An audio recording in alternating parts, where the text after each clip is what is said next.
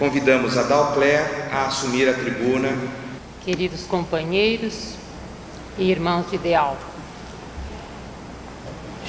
quando o alto nos proporciona uma oportunidade como esta, de reunirmos-nos para tratar de conteúdos que falam do mais profundo de nós mesmos, certamente foge às raias do nosso entendimento que aqui se sucede.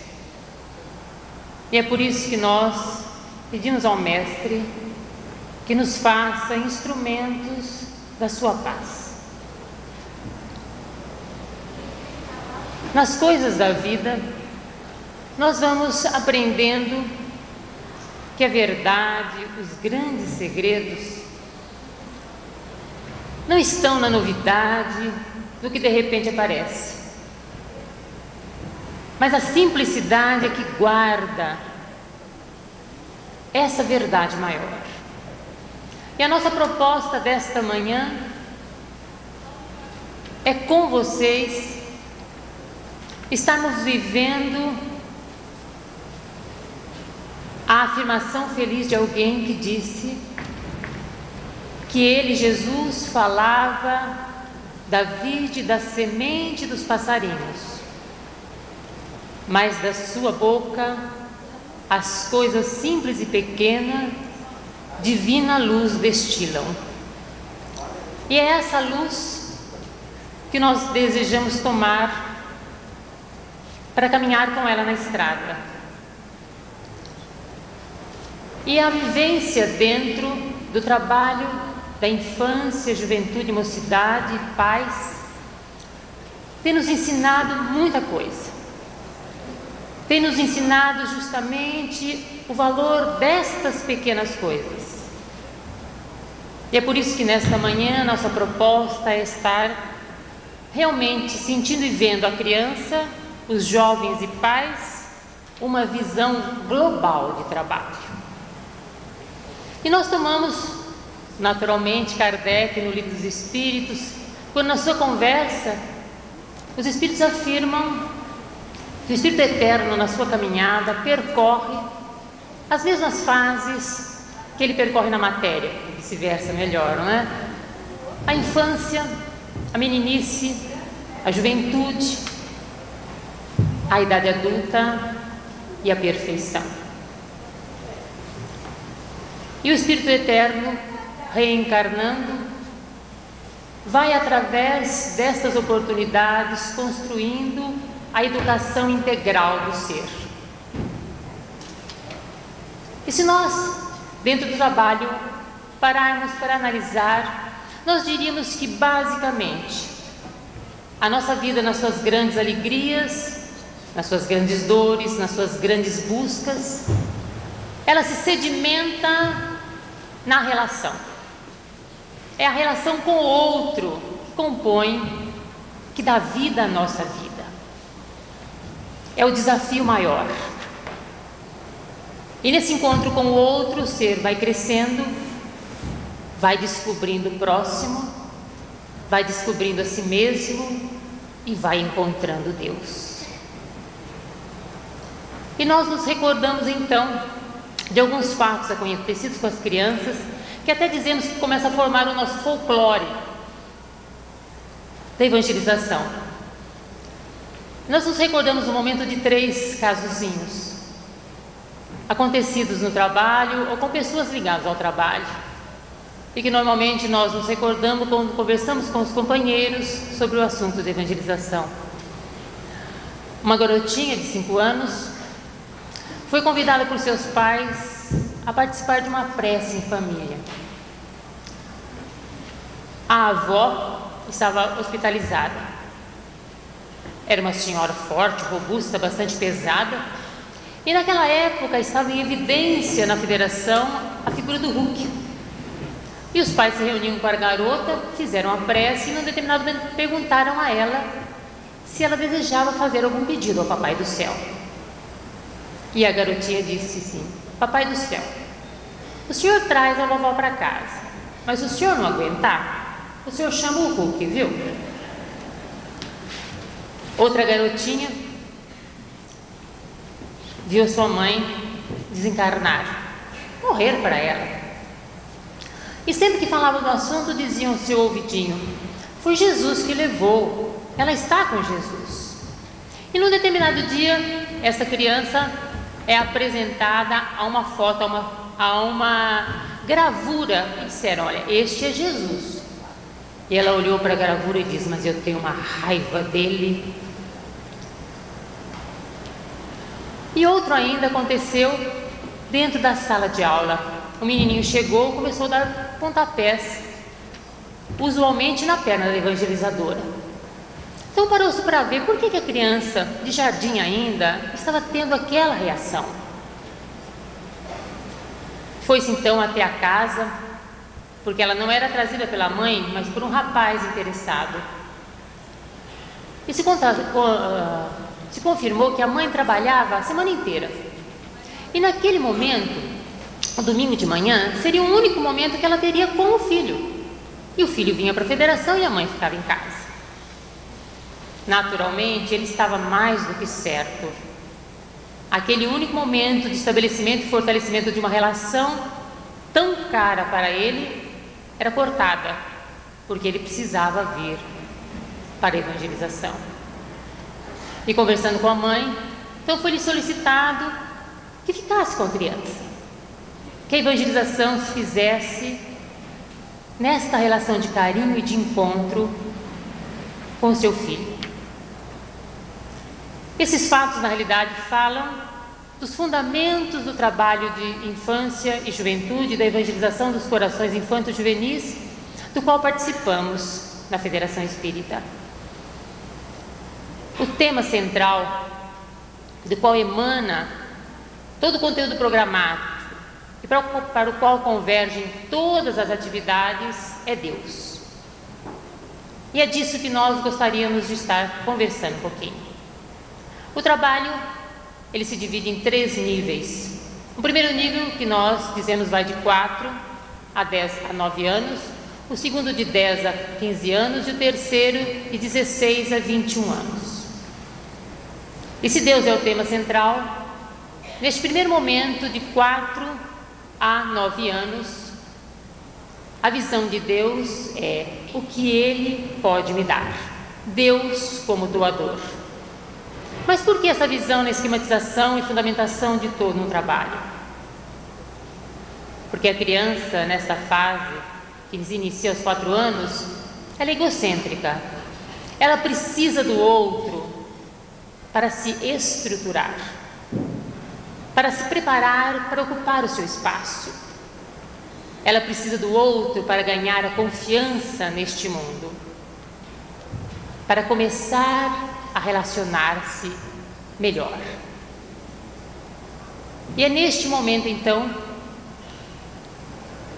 que os objetivos se fundamentam em especial no cultivo do sentimento religioso, no cultivo da vontade, no cultivo do amor à família. E no cultivo de hábitos e atitudes. E dentro desses objetivos, nós gostaríamos de estar falando um pouquinho do sentimento religioso. A nossa relação com Deus é o nosso objetivo.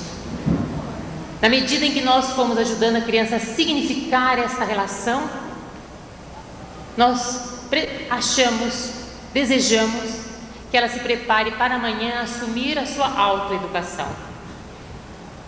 E como a criança vai significando a sua relação com Deus? Primeiro, através dos seus pais, daqueles modelos que convivem perto dela. Porque o pai é que lhe proporciona o alimento, o vestir, o bem-estar. E somando-se ao pai, a natureza. A criança é convidada a sentir a natureza, usando o seu intelecto, descendo ao seu coração e permitindo que as suas mãozinhas descubram a variedade, a riqueza e principalmente quanto de bom essa natureza oferece. Mas parece tão óbvio. Naturalmente que a natureza é boa, ela nos oferece as coisas. Mas desde quando nós enxergamos o óbvio? Desde quando as grandes riquezas são tão claras às nossas vistas? E neste contato, a criança vai percebendo na infância, porque a idade adulta vai lhe fortalecer o intelecto. O mundo vai lhe dizer que para ser brilhante há que se trabalhar a cabeça. E a tendência vai ser esquecer o coração e delegar as mãos. Mas ao plantar, ao sensibilizar neste momento em que ela está tão disposta, é o desejo de, juntamente com seus pais, colhendo flores, pequenas folhas secas, olhando as formas, as dimensões, ela encontre na natureza a presença de Deus. E neste momento também ela volta para o seu próprio corpo, que é a natureza. Parece tão corriqueiro cantar, andar, falar. Parece que a gente sempre foi isso, fez isso. Qual é a novidade? Mas neste momento, a cada domingo, ela vai percebendo quanta coisa ela faz com as pernas, quantas coisas ela faz com suas mãozinhas. E a sua boquinha? O que é que não pode fazer? O nosso desejo, o nosso propósito é que ela perceba o seu corpo, a sua inteligência como dádivas de Deus. É verdade que quando adulto, ela vai perceber que cada reflexo, que cada movimento foi conquista do Espírito Eterno. Que Deus Pai não presenteia, Ele dá os instrumentos para o crescer. Mas ela é tão pequena ainda. E ela tem necessidade no estabelecimento dessa relação com Deus, cultivar a confiança. A certeza maior é o melhor para enfrentar as grandes dificuldades. E a presença de Deus se faz nela. Mas se preocupando comigo deste jeito, me dando tanta coisa bonita que eu vejo ao meu redor, com este corpo que pode fazer tantas coisas, eu só posso ser muito amada, só posso ser muito importante. E a criança nessa primeira fase precisa sentir que o mundo é bom, em que pesem todas as lutas e as dificuldades que certamente todas enfrentam, desde pequenas. Certas certezas precisam estar presentes em nossa vida. E no cultivo do sentimento religioso, soma-se no trabalho o cultivo da vontade. A criança no início é um grande órgão sensório. Ela capta tudo e o desejo dela é fazer o que o desejo dita. Mas ela precisa se criar condições para que ela caminhe da vontade para a força de vontade. Então a evangelização aproveita de estudos, de pesquisa e estabeleceu o ritmo como um recurso importante. As aulas duram 1h30. Bastante tempo para uma criança que tem uma concentração de 15 a meia hora, conforme a idade.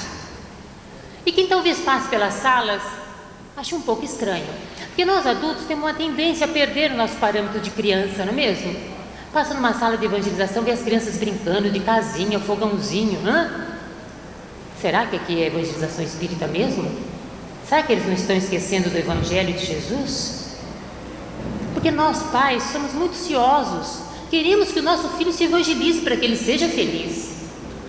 Só que nós estamos normalmente num processo reeducativo e as crianças nesse momento estão num processo profilático, muito mais saudável.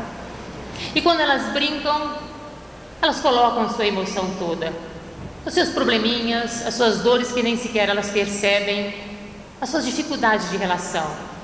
Nós não somos especialistas, não analisamos este conteúdo, mas deixamos fluir, porque certamente o trabalho não é nosso. O trabalho é de Jesus e nós estamos sendo convidados a fazer com carinho a nossa parte, que são momentos tão curtos, mas tão importantes. E é o brincar, é o cantar, é o jogar, é o pintar. com lápis, com pincéis, é descobrir as cores que povoam o mundo. E arrematando e arredondando tudo isto, está presente o Evangelho de Jesus. Usualmente nós usamos de história com crianças menores. E elas chegam na federação com o corpo presente, mas o espírito está vindo atrás ainda. Então, este brincar, este cantar, proporcione que ela chegue por inteiro. E quando o arredondamento acontece, ela está totalmente presente para o que se segue. E os hábitos e atitudes também são objetivos desse primeiro momento. Nós lembramos em Pensamento e Vida que Emmanuel nos diz, não é, que nós reencarnamos na ilusão, vivemos na ilusão e desencarnamos na ilusão e ficamos no plano espiritual na ilusão. Que é realmente um desafio essa conquista de realidade do espírito. Mas acontece que a confiança de Jesus é tão grande em nós, que, como diz Vinícius, ele veio, trouxe o Evangelho, exemplificou e viveu, partiu, dizendo que nenhuma das ovelhas do seu rebanho se perderia. E ele espera que nós cresçamos, nos eduquemos e conquistemos a nós mesmos. Então, quem somos nós para exigirmos aquilo que o Mestre espera de nós? Aquilo que o Mestre nos dá, que é tempo. Então, nos hábitos e atitudes, vagarosamente, as aulas se desenvolvem, principalmente buscando a ação, o fazer, o atender o que é mais iminente na criança, que é o movimento, para que isso signifique algo para ela.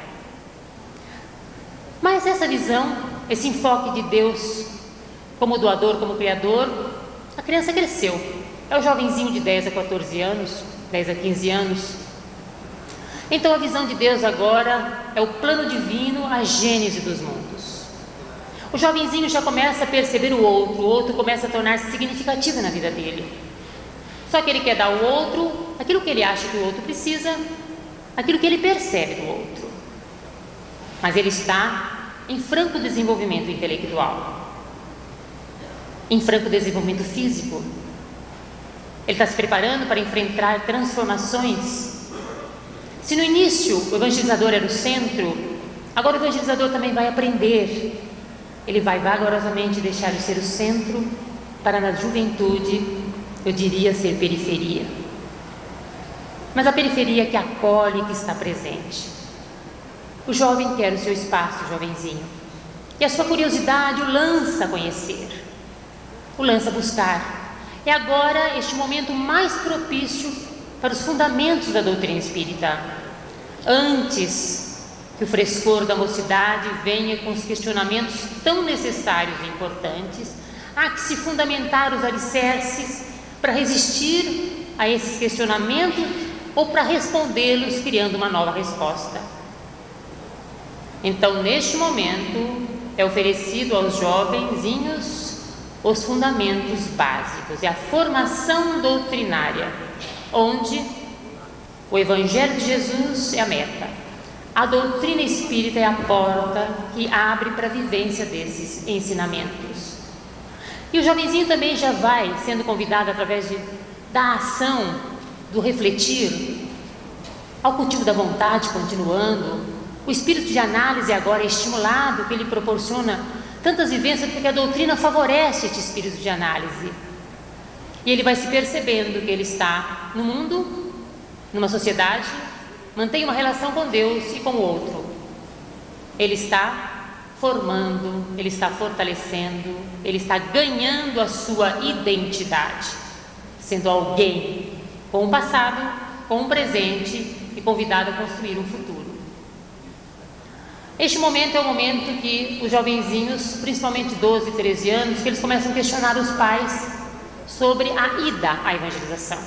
É um desafio para nós entendermos a cabecinha desses jovenzinhos e fazer com que eles permaneçam conosco aprendendo. Não existem receitas prontas, existe organização, planejamento, mas cada um de nós ou cada equipe é convidada a descobrir o melhor caminho. E aí esse jovem cresceu. E o enfoque, a relação com Deus, como está? Neste momento de 16 a 21 anos, a relação com Deus é vista no que eu posso cooperar com Ele.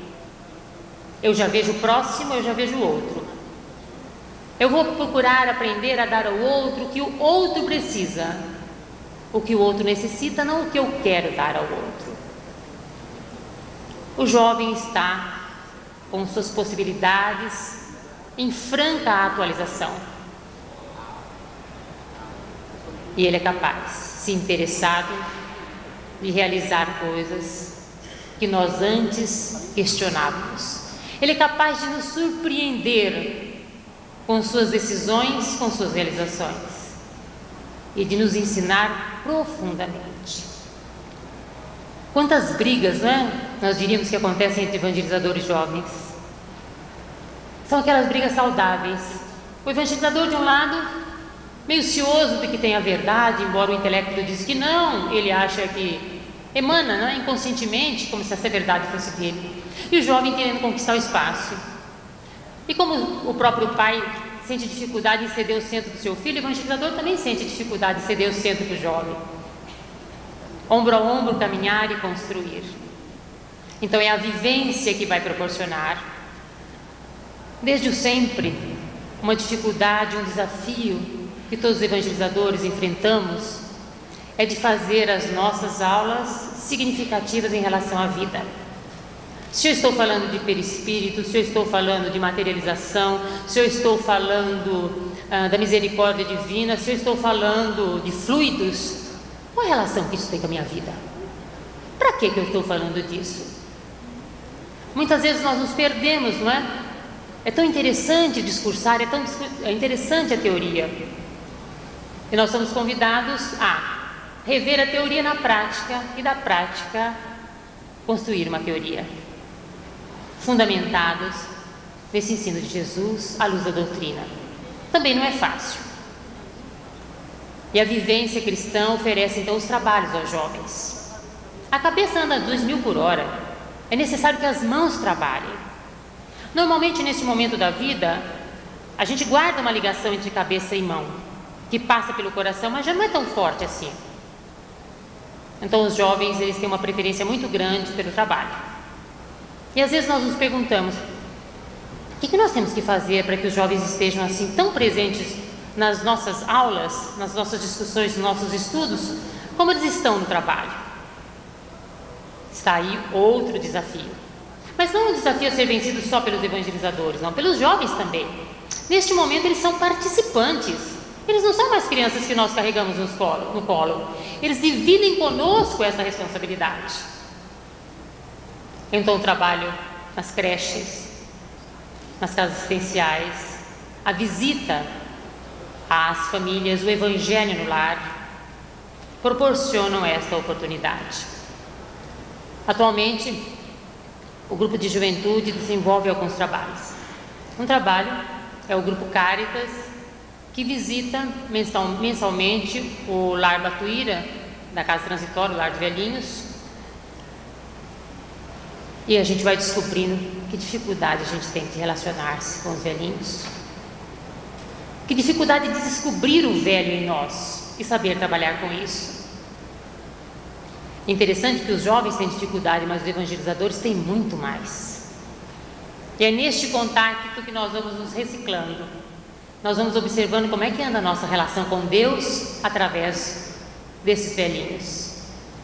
Outro trabalho também, como os velhinhos amam cantar.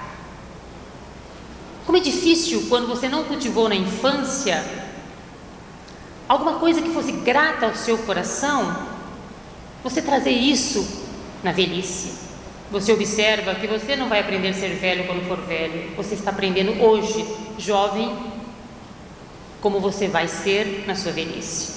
Que ela poderá ser alegre se você cultivar alegria, mas ela certamente lhe será pesada se você cultivar este mesmo sentimento. E também há o trabalho de visita às famílias que levam seus filhos na creche da Casa Transitória. É o grupo Meimei. Eles visitam as favelas ao redor da Casa Transitória Quantas lições de vida! Normalmente nós nos organizamos, olha, nós somos pessoas que temos algum conhecimento, nós temos boa vontade, vamos levar alguma coisa para essas famílias. De repente nós percebemos que são eles que trazem as coisas para nós. São eles com as suas dificuldades de vida que nos mostram o que é o amor ao próximo, o que é descobrir o outro, o que é sentar numa casa que possui hábitos de higiene diferentes da minha e me sentir bem e respeitar, a sair do intelecto e viver.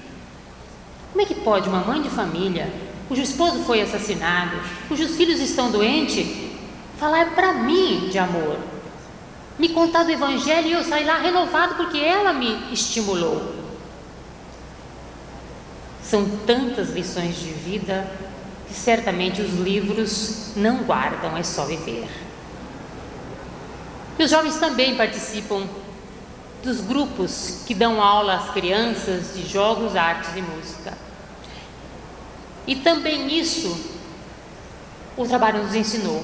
Antes nós diríamos que jogos, artes e música constituem